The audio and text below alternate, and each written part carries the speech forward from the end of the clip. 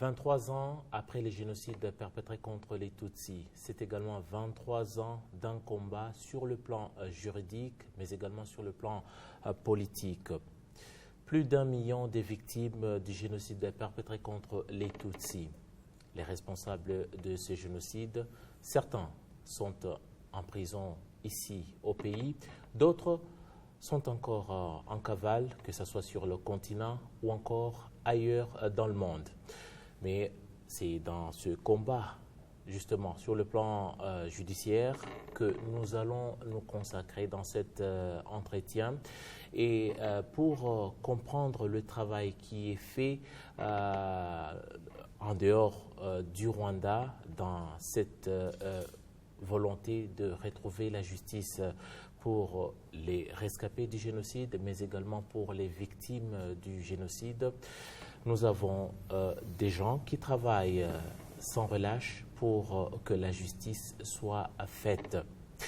Aujourd'hui, dans cet entretien, moi, Eddy Sabiti, j'ai le plaisir d'accueillir Alain Gauthier. Il est président du collectif des partis civils pour le Rwanda. C'est un collectif qui est actif et connu sur le continent européen et principalement en France. En France, où justement on retrouve un nombre important de certains responsables du génocide que la justice, aussi bien rwandaise qu'internationale, réclame pour les faits qui leur sont reprochés. Pour comprendre un peu le travail de ce collectif et surtout des défis qui sont les leurs au quotidien, Monsieur Alain Gauthier va nous aider à comprendre les tenants et les aboutissants de ce travail. Monsieur Alain Gauthier, c'est un plaisir de vous avoir avec nous. Merci, merci de votre accueil. D'accord.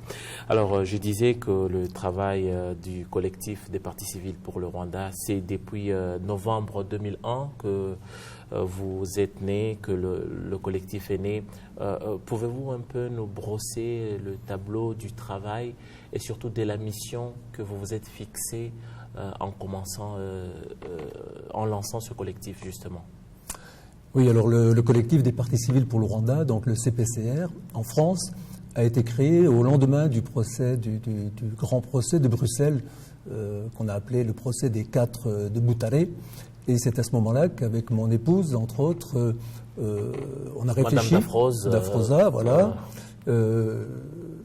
qu'on a eu l'idée de lancer en France un collectif des partis civils comme il en existait un en Belgique.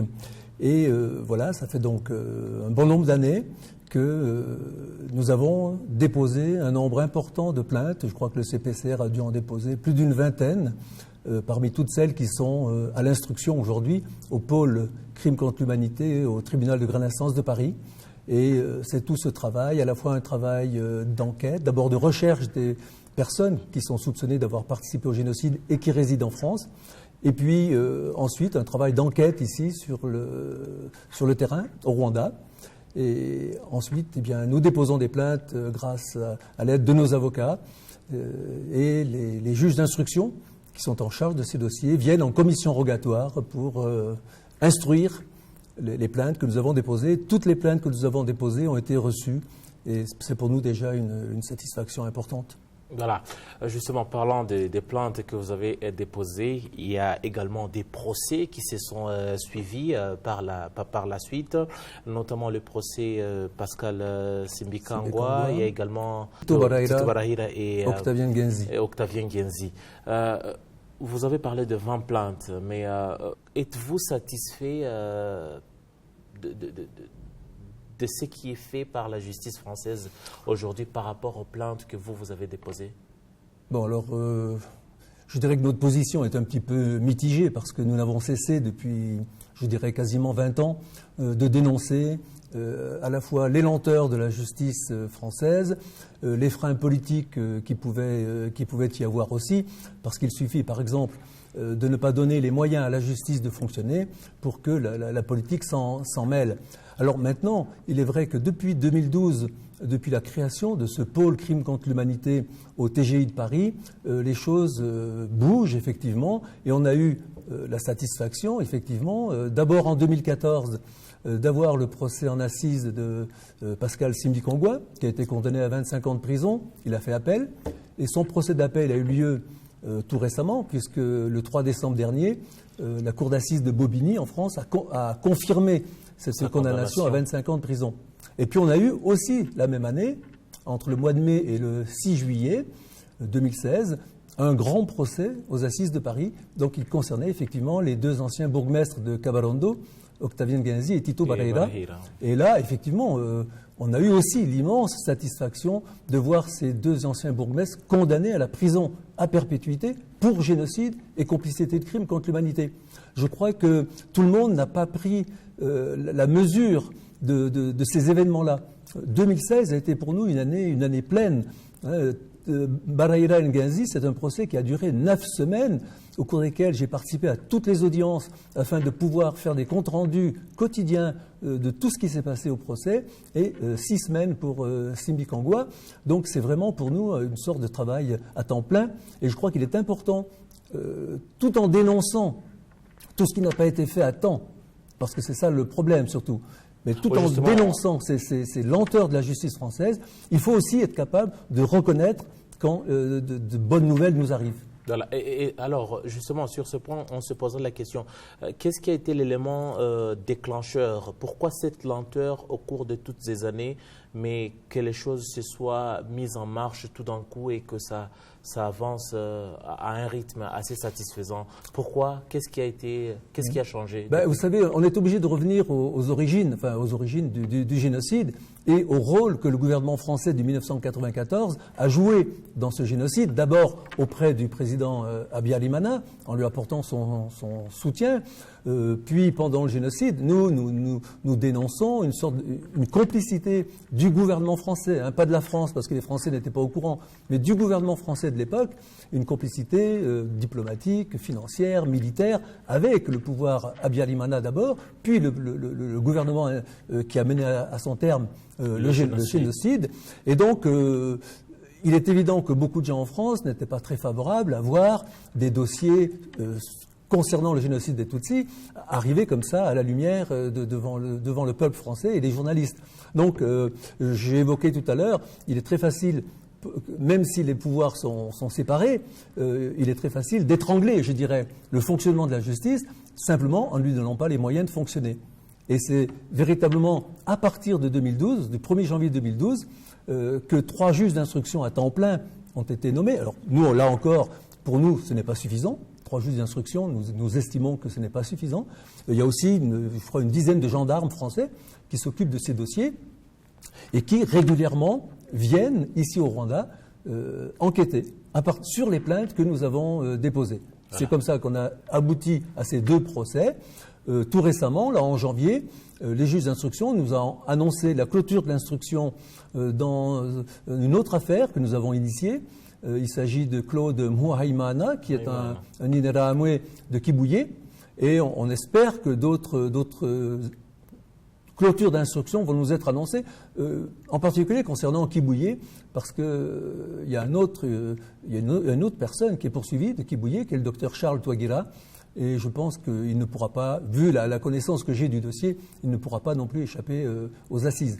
Mais voilà, 2017, peut-être qu'on n'aura pas de procès, à moins que ce ne soit la fin 2017, mais 2018, forcément. Et sans parler de tous les autres qui sont toujours à l'instruction, mais qui vont bien un jour déboucher. Alors, probablement pas tous sur des procès, parce que, par exemple, on a eu un non-lieu au mois de décembre dans l'affaire Pierre Teguera. Voilà, les juges d'instruction n'avaient pas assez de matière pour le poursuivre en justice, même si nous, on est convaincus qu'il était coupable. Voilà. Mais bon, vous savez, même si la France organise une quinzaine de procès, combien d'années cela va-t-il nous prendre pour que la justice soit... Bien évidemment. Si on en fait 2 tous les 3, ou 2 ou 3 tous les 2 ans, il va nous falloir 30 ans et... Voilà, peut-être que certains même ne seront peut-être Ah ben certains échapperont à la justice, ni eux ni nous. Voilà. Justement, vous parlez de la France et c'est sur terrain que vous faites de l'action.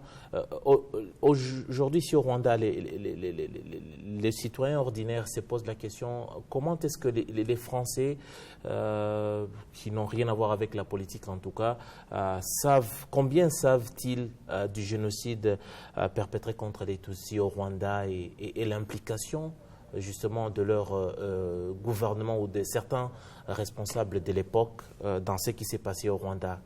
Comment est-ce que l'histoire est connue en France par le citoyen ordinaire? Alors, bon, je dois avouer que les Français, dans leur ensemble, ne sont pas informés ou sont mal informés. Ceux qui sont véritablement informés, c'est tous ceux qui ont des liens, je dirais, soit avec le Rwanda ou qui en ont eu avant, ou bien des grandes associations, des grandes ONG comme la Ligue des droits de l'homme, la Fédération internationale des droits de l'homme, la LICRA, l'association Survie qui lutte à nos côtés. Donc voilà, et je dirais que c'est aussi à nous, en particulier au moment des procès, d'alerter par le biais de la presse. Mais il faut savoir par exemple que autant le premier procès Simi Kangwa a été suivi par un nombre important de journalistes, d'ailleurs la télévision rwandaise participait, autant les deux autres procès, le procès Nganzi Baraira et le procès Simi Kangwa, s'est fait dans presque l'anonymat général. C'est-à-dire que nous avons eu très très peu de médias. Et ça, nous ne cessons aussi de le dénoncer. Justement, quand on sait que la France est un pays quand même où les droits de l'homme ont été, en tout cas, vécus très très très longtemps. La France s'est toujours portée garant de ce pays qui fait, qui se réclame en tout cas de promouvoir les droits de l'homme. Pourquoi, quand il s'agit d'un génocide aussi dénoncé partout, vu l'important nombre de victimes, vu le temps record dans lequel ce génocide s'est passé, pourquoi ce silence au niveau des médias? On se pose la question. Pourquoi? Alors le silence des médias, personnellement aussi, j'ai du mal à me l'expliquer. Tout simplement, ça veut dire que si les médias ne suivent pas ces fameux procès, c'est qu'ils estiment que les Français ne sont pas intéressés. D'ailleurs, j'ai dénoncé en son temps la réaction d'un directeur d'une grande chaîne de radio française à qui on demandait « Mais pourquoi vous ne suivez pas ce procès ?» Réponse « Parce que les Français ne sont pas intéressés. » Mais comment voulez-vous que les Français soient intéressés par le génocide des Tutsis qui s'est produit il y a 23 ans au Rwanda, à une époque où il y avait aussi des tas d'autres malheurs dans le monde, si, quand des événements importants comme un procès en assises pour génocide, c'est quand même pas, c'est pas un crime, c'est un crime particulier, c'est le plus grand des crimes.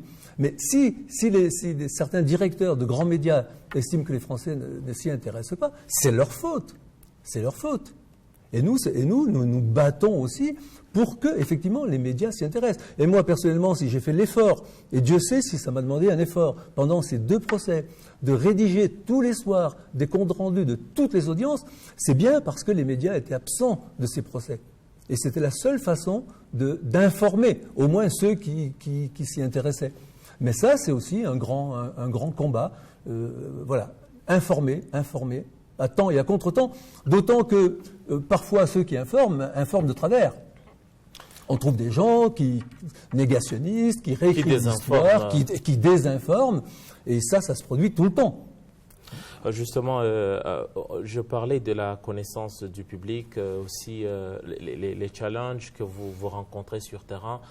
Cela me ramène aussi à la loi qui a été adoptée très récemment par la justice française qui condamne le négationnisme du génocide perpétré contre les Tutsis au même pied d'égalité que le négationnisme du génocide des Juifs ou de la Shoah.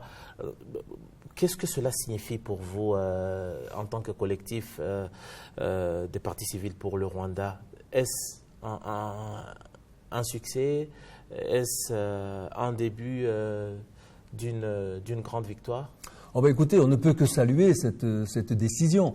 Alors c'est vrai qu'elle était attendue depuis quelques mois, mais aujourd'hui, effectivement, la loi française va punir ceux qui vont nier, d'une manière ou d'une autre, le génocide des Tutsis.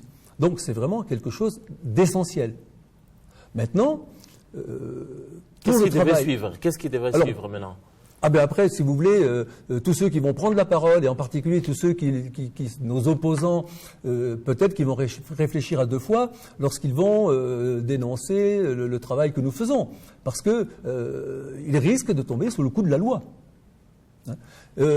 Par contre, je dirais que nous, pour notre fonctionnement personnel au CPCR, je dirais que ça ne change pas grand-chose, parce que quand il y a un procès, bon, ben, ce sont des accusés qui se présentent devant la justice française. Vous avez des jurés et des magistrats qui les écoutent, qui écoutent la défense, qui écoutent les parties civiles.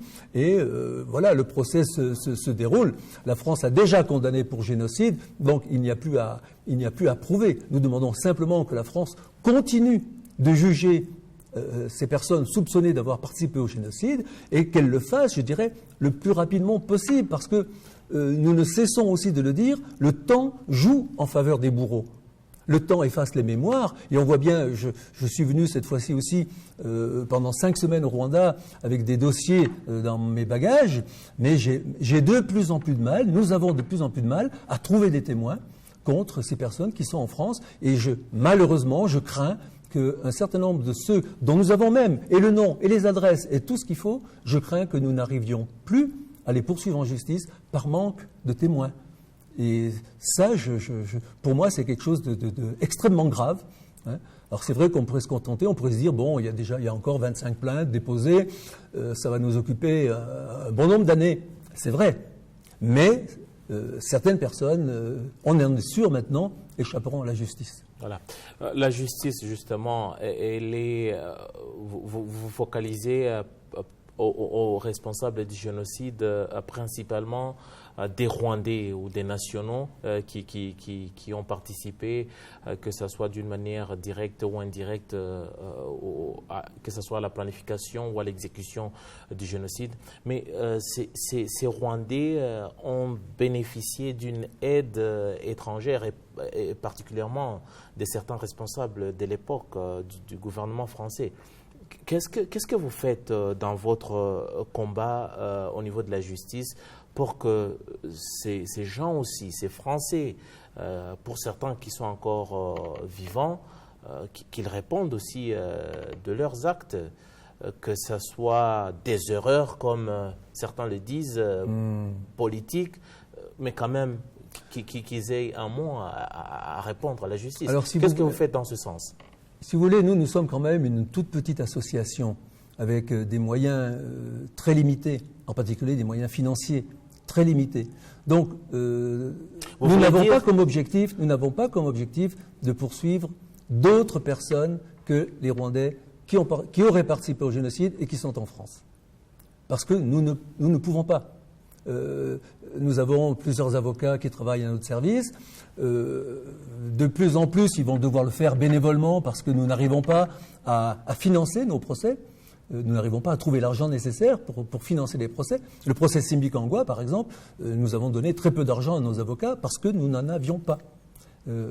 Moi, personnellement, j'ai passé beaucoup d'énergie, que ce soit en France, que ce soit ici au Rwanda, à essayer de trouver des fonds pour financer un tout petit peu au moins nos avocats, et nous avons le plus grand mal pour le faire. Alors maintenant, nous avons créé une structure ici au Rwanda qui s'appelle l'ACPCR, les Amis du CPCR, qui a un peu pour objectif de relayer notre combat ici au Rwanda pour dire aux Rwandais, ce génocide, c'est quand même votre affaire. Donc il est important que les Rwandais du Rwanda, pas seulement ceux qui sont à l'extérieur, que les Rwandais du Rwanda puissent d'une manière ou d'une autre nous aider à continuer ce combat pour la justice. Voilà.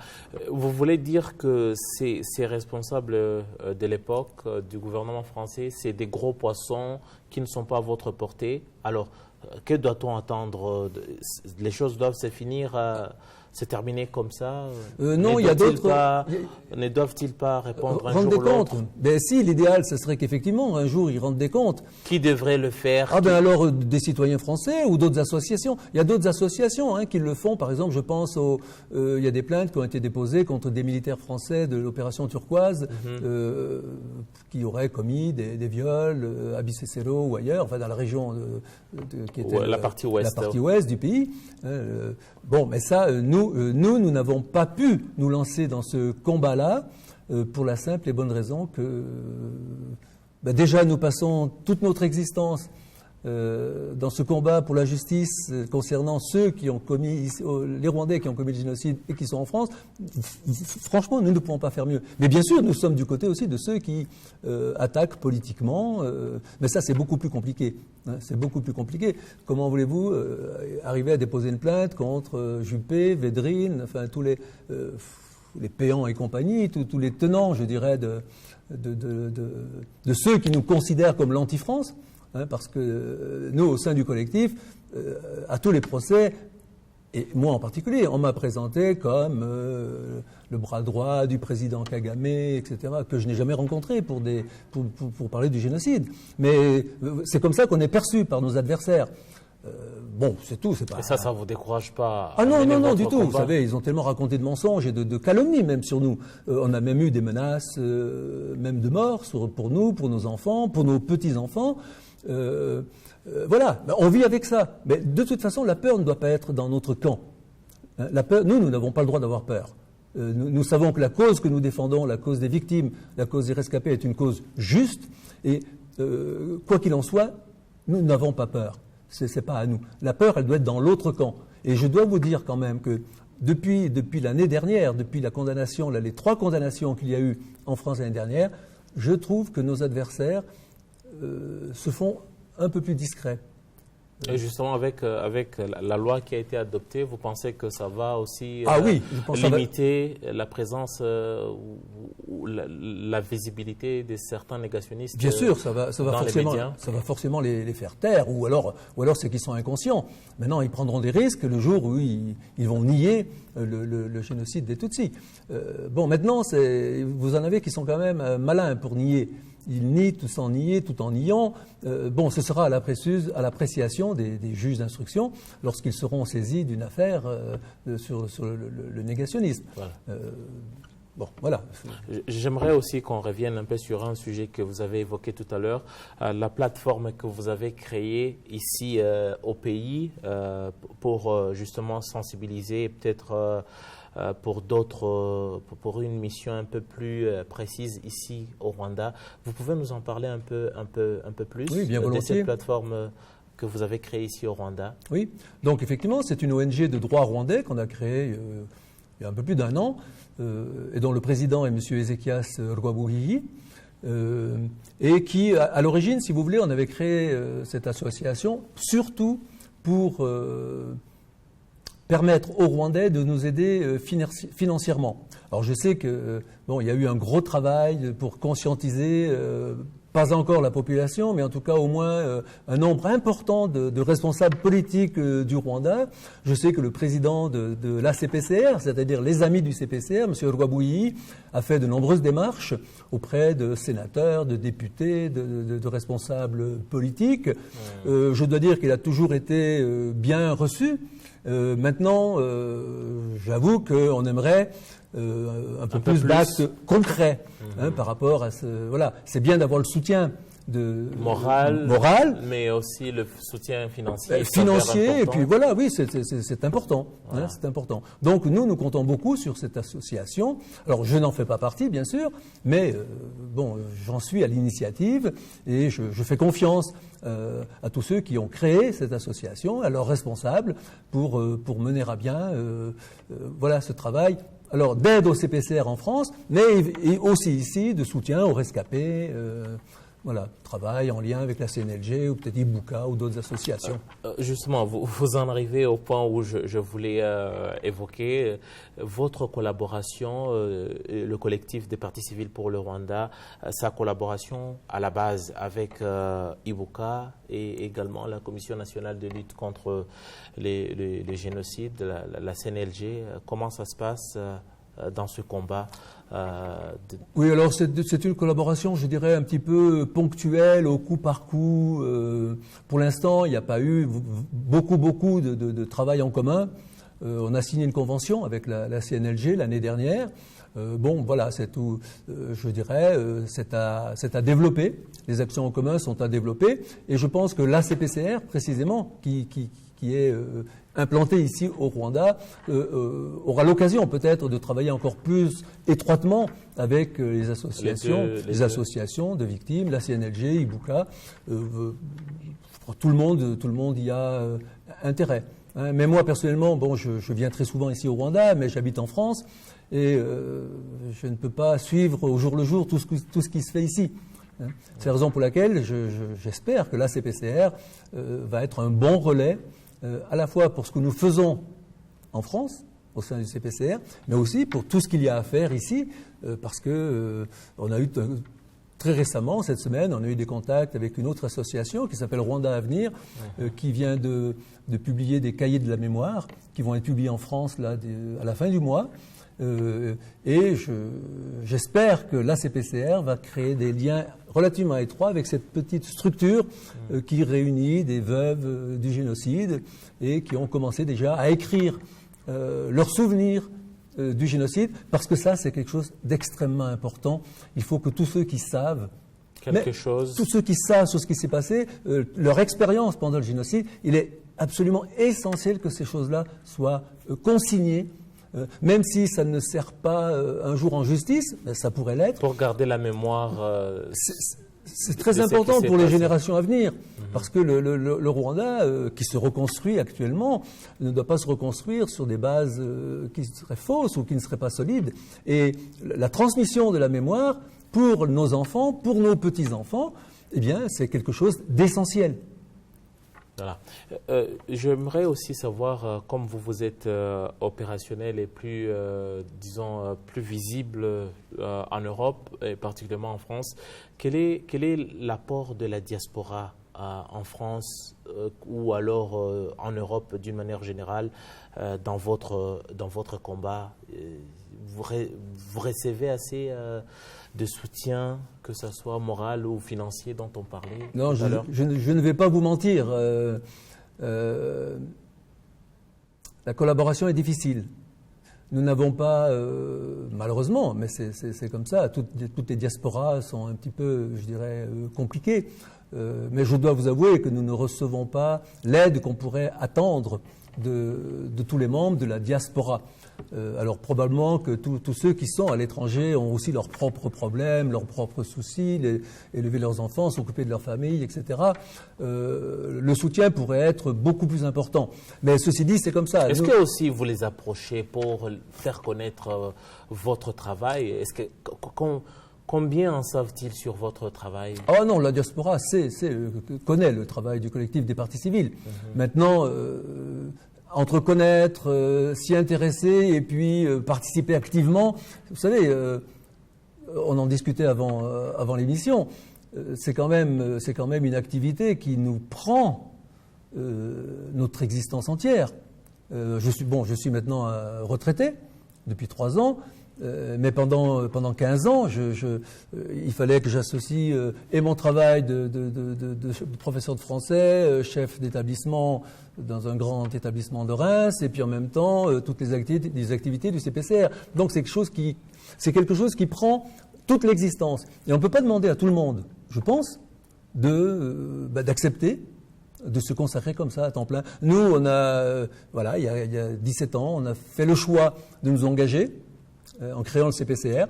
Je dois vous avouer aussi que nous ne savions pas que ça allait nous entraîner là où ça nous entraîne aujourd'hui. Nous ne pensions pas qu'on allait être pris corps et âme par ce combat. Maintenant, c'est comme ça. Alors, après, chacun réagit avec ce qu'il est. Et nous, on est obligés d'avancer. Donc on ne peut pas trop s'occuper de ceux qui, à la fois, nous dénigrent, ou ceux qui ne soutiennent pas, ou qui nous soutiennent éventuellement. On a des soutiens, bien sûr, mais je le dis, ça reste ponctuel. Ceci dit, ça ne nous empêche pas de déposer des plaintes et de participer à des procès que nous avons initiés. C'est ça qui est important. Voilà. Et pour terminer, nous sommes dans une période électorale ou préélectorale en France où vous êtes opérationnel. Déjà, on s'attend à un changement du leadership ou des autorités, en tout cas, à l'Élysée. Est-ce que, par rapport au travail que vous faites et surtout connaissant l'implication des responsables politiques de l'époque de la France, dont certains sont encore dans le milieu politique, on peut s'attendre à un changement quelconque, à un avancement des choses, ou même à un recul de ce qui a déjà été atteint à ce jour? Qu'est-ce que vous attendez peut-être des candidats ou des nouvelles autorités qui je dois vous dire, quand je vois le spectacle que donnent nos hommes politiques en France actuellement, je suis très décontenancé. Vous savez que la France n'a plus d'ambassadeur ici au Rwanda. Les relations depuis le président Hollande, les relations avec le Rwanda sont très distendues. Aux affaires étrangères, Hubert Védrine, dont on a parlé, qui était quand même conseiller à l'Élysée en 1994, a toujours une grande influence. Je ne vois pas, actuellement pour l'instant en tout cas, d'évolution positive possible. Franchement, je suis, quand je dis décontenancé, le mot n'est même pas assez fort. Je ne comprends pas ce qui se passe. Je ne comprends pas que des pays comme la France, mais je dirais la même chose pour les États-Unis, que des pays comme ça ne puissent pas faire émerger des personnalités fortes et puis qui soient intègres et qui se donnent corps et biens au service du pays. Qui remettent en cause certains agissements. Oui, par rapport au génocide, voilà, il ne s'agit pas de reconnaître des petits bouts, des erreurs d'appréciation, comme l'a fait le président Sarkozy. Bon, c'était une première étape, mais ça ne suffit pas. Il faut que nos responsables politiques regardent ce qu'ils ont fait dans les yeux, et puis qu'ils reconnaissent cette complicité qu'il y a eu. Bon, c'est pas, c'est dramatique de nier tout cela. Alors franchement, moi je suis pessimiste par rapport aux relations. Bon, moi je suis pas un politique, je ne suis pas un diplomate, je ne suis rien. Je suis un petit citoyen franco-rwandais. Qui travaille avec d'autres pour que justice soit rendue. Alors, pour compléter un peu ma réponse, avec M. Rwabouilly, nous avons écrit tout récemment, on ne l'a pas encore publié, mais je le publierai dès mon retour, parce que je rentre demain en France, et dès mon retour, nous avons publié une lettre ouverte aux candidats à l'élection présidentielle. Et on les interroge précisément sur le rôle de la France en 1994, sur les lenteurs de la justice, et troisième question, quels moyens le futur président de la République va-t-il donner à la justice française pour qu'on avance plus rapidement sur cette question de justice. Donc on est là en pleine actualité, et cette lettre ouverte sera diffusée, bien évidemment, dès mon retour en France. Monsieur Alain Gauthier, merci beaucoup d'avoir répondu à notre invitation. Merci à vous. Voilà. Chers téléspectateurs de la télévision rwandaise, c'était là un entretien qu'on avait avec Alain Gauthier. Je vous rappelle qu'il est président du collectif des partis civils pour le Rwanda, un collectif qui œuvre pour la justice des rescapés ainsi que des victimes du génocide perpétré contre les Tutsis en 1994, et aujourd'hui, 23 ans après, le combat continue. Alors, à la présentation de cet entretien, vous étiez avec moi, Eddy Sabiti, et surtout, restez fidèles au programme de la télévision rwandaise.